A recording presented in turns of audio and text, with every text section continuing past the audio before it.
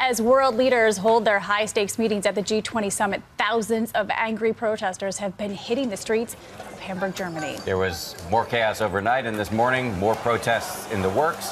ABC's James Longman has been right out there in the thick of it. James, good morning to you.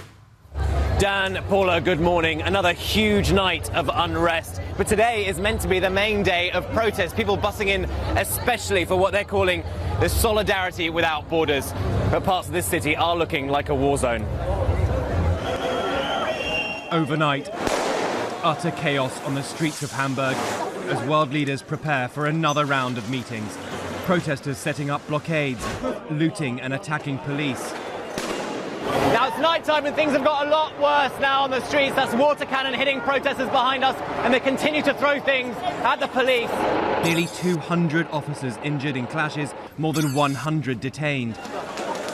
Facing a barrage of projectiles thrown from nearby roofs, officers in full riot gear making their way into buildings, arresting those inside.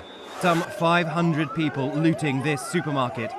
During the day, anti-globalization demonstrators marched peacefully, expressing a range of grievances. I don't think three fascists who have arrived yesterday have the right to be in my city, namely Trump, Putin and Erdogan. But there is always violence at G20, anarchists railing against a perceived corrupt world order.